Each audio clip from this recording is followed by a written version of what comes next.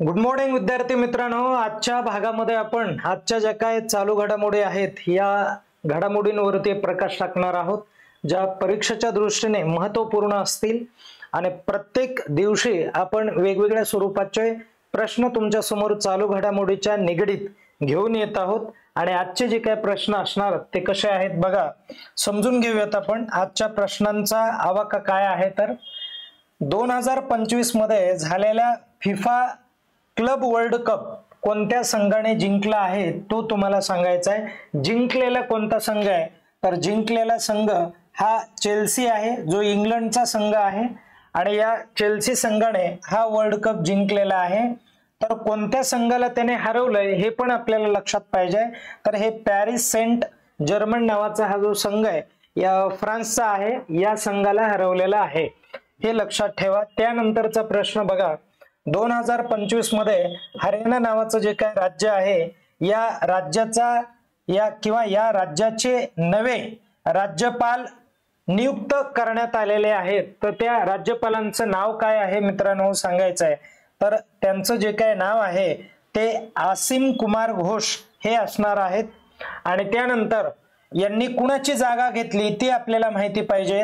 तर या अगोदर कोणते राज्यपाल हरियाणा राज्याचे होते तर ते राज्यपाल बंडारू दत्तात्रय हे होते। यांची जागा आता कोण घेणार आहेत तर आसिम कुमार घोष यांनी घेतलेली आहे असं आपण म्हणूयात। थोडंसं पुढे जाऊयात, लक्ष द्या आता। त्यानंतर 2025 मध्ये रेल्वे सुरक्षा दलाच्या पहिल्या महिला संचालिका महासंचालिका पहिल्या म्हटलंय म्हणून हा प्रश्न महत्त्वाचा ठरणार आहे।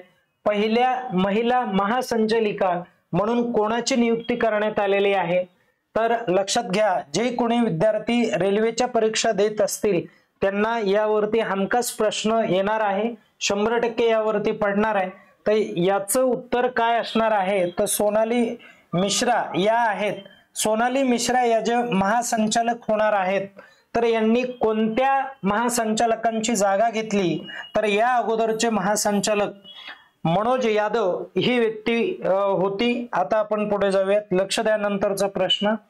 2025 मध्ये राष्ट्रीय वैद्यकीय आयोग, ज्याला आपण नॅशनल मेडिकल कमिशन असं म्हणतो, या नॅशनल मेडिकल कमिशनचे नवीन अध्यक्ष म्हणून कोणाची नियुक्ती करण्यात आलेली आहे ते सांगायचंय तुम्हाला।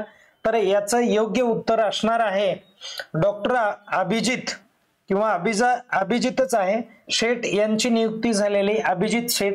आणि यांनी कुणाची जागा घेतली तर डॉक्टर BN गंगाधर यांची जागा घेतलेली आहे।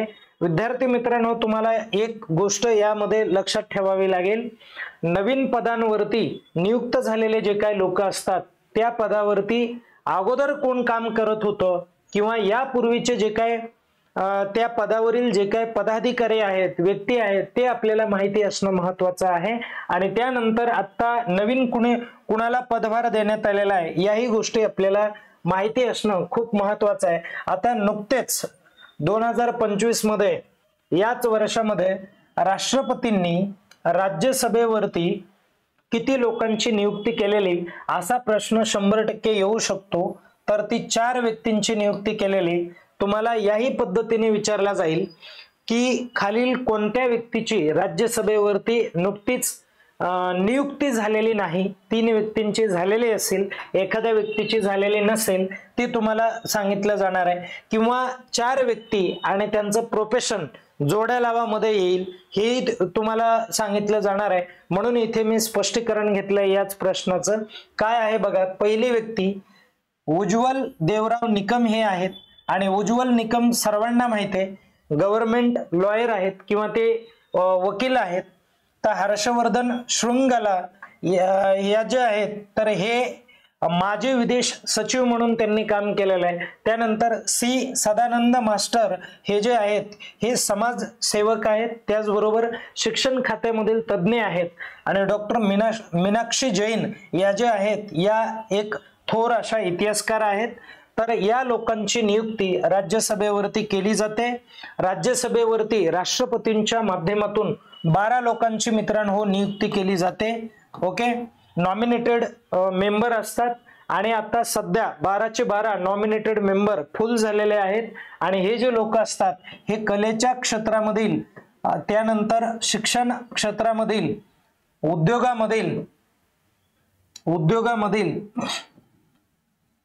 आणि क्रीडेमधील अशा अनेक क्षेत्रामधील तज्ञ लोकांचा समावेश या 12 लोकांमध्ये असतो, जे राष्ट्रपतींच्या माध्यमातून त्यांची नियुक्ती केली जाते. हे थोडंसं लक्षात राहू द्या. आणि सध्या ते 12चे 12 शीट हे फुल झालेले आहेत. नंतरचा प्रश्न बघा, जगातील पहिली पारंपरिक ज्ञान डिजिटल लायब्ररी कुठे स्थापन झालेली, कोणत्या देशाने स्थापन केलेली, त्या देशाचं नाव सांगायचंय तुम्हाला. तर तो जो देश आहे तो भारत आहे. ओके, पुढे जाऊयात आपण. संचार मित्र योजना ही एक महत्वाची योजना आहे. ही योजना कोणत्या विभागाच्या माध्यमातून सुरू करण्यात आलेली आहे, तर दूरसंचार विभागाच्या माध्यमातून सुरू करण्यात आलेली आहे. त्यानंतरचा प्रश्न, पिंटर पुरस्कार हा जो आहे हा लिटरेचर साठी दिला जातो, ज्याला तुम्ही साहित्य असं म्हणू शकता. साहित्यासाठी हा पुरस्कार दिला जाणार आहे आणि हा पुरस्कार 2025 ला कोणाला देण्यात आलेला आहे ते तुम्हाला सांगायचंय. तर लेईला अबुलेला या महिलेला देण्यात आलेला आहे. आपण पुढे जाऊयात. बघा, नंतरचा प्रश्न, 2025 मध्ये कोणत्या माजी नायजेरियन राष्ट्रपतींची किंवा राष्ट्रपतींचा मृत्यू झालेला आहे किंवा निधन झालेलं आहे. निधन वार्ता तुम्हाला लक्षात ठेवाव्या लागतात, ज्या परीक्षेमध्ये विचारल्या जातात. तर मुहम्मदू बुखारी असं त्यांचं नाव आहे, ते तुम्हाला लक्षात ठेवावं लागेल. ओके, एक शेवटचा प्रश्न घ्या आता. बघा, स्वच्छता सर्वेक्षण 2024 मध्ये एक स्वच्छतेच्या संदर्भामध्ये सर्वे प्रसिद्ध करण्यात आला होता. त्या सर्वे मध्ये कोणत्या भारतातील कोणत्या राज्याचं पहिल्या क्रमांकावरती नाव आहे हे तुमच्यासाठी असेल हा प्रश्न. मला कमेंट करून तुम्ही सांगा याचं उत्तर काय असेल तर. आणि जर त्यांनी शहर विचारलं लक्षात राहू द्या. बघा, स्वच्छता सर्वे 2024 चा आहे आणि त्या 24च्या सर्वे मध्ये कोणतं शहर हे पहिल्या क्रमांकावरती असणार आहे, तर अहमदाबाद असणार आहे, जे गुजरात मध्ये आहे. त्यानंतर भोपाळ असणार आहे. बघा, ठीक आहे. या ठिकाणी आपण थांबूयात. मला राज्य जे आहे ते कमेंट करून सांगा. ठीक आहे, धन्यवाद.